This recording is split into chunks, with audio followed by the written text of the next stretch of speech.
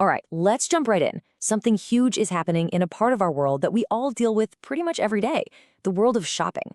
And this isn't just about a few new stores opening up. Nope, it's a total rewiring of how we buy things, what we care about, and who actually wins in the end. Yeah, you can call it whatever you want, really. An apocalypse, a disruption, a revolution.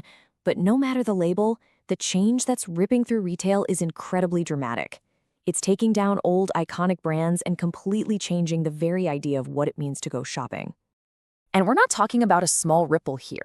This is a full-on tidal wave. Just in 2017, over 8,000 stores announced they were shutting their doors for good. I mean, just let that number sink in for a second.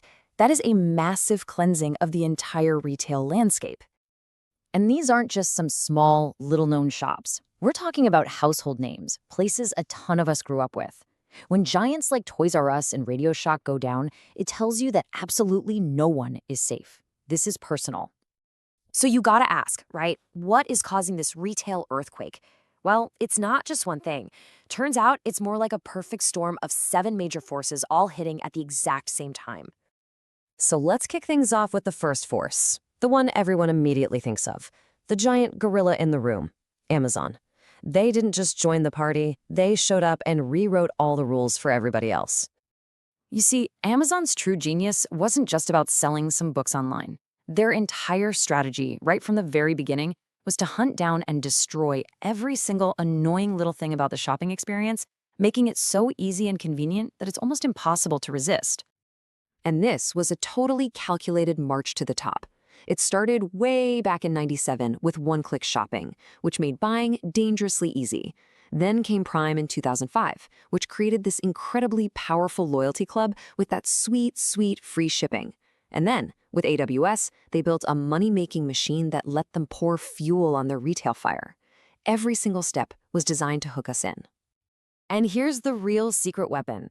The crazy amount of profit they make from Amazon Web Services and the fees they charge other sellers, that cash lets them run their own retail business on practically zero profit. It's a strategy that almost no other competitor can survive against. But here's the thing. As powerful as Amazon is, this isn't just the Amazon show. There are other huge shifts, both in technology and in the very structure of retail, that are all happening at once, creating this massive whirlwind of change. You've got a whole mix of things going on. There's omni-channel shopping, where you and I expect everything to work seamlessly between a store's website and its physical location. Retailers are gathering insane amounts of data on us. New tech like VR is on the horizon. Brands are cutting out the middleman, and maybe most importantly, America just built way, way too many malls. And just look at the explosion on our phones. Mobile shopping went from being just 2% of sales in 2012 to over 30% just 4 years later. Our phones aren't just for making calls anymore. They are the literal command center for how we shop. You probably hear this term thrown around a lot, vertical integration. Well, here's what it actually means. Brands are taking control of the whole shebang. From the factory that makes the product to the final sale, they control everything. Why? So they can offer better stuff for less money and manage the entire customer experience. Okay, this chart right here, it's kind of nuts. For every person in the United States, we have 5 times more shopping space than the UK and 10 times more than Germany. We just went on a building spree and created way too many stores. A correction wasn't just likely, it was inevitable. And here's the direct result of that overbuilding. In just 3 years, traffic to malls dropped by half, 50%. Our habits changed, online shopping took off, and all of that extra retail space became a huge problem.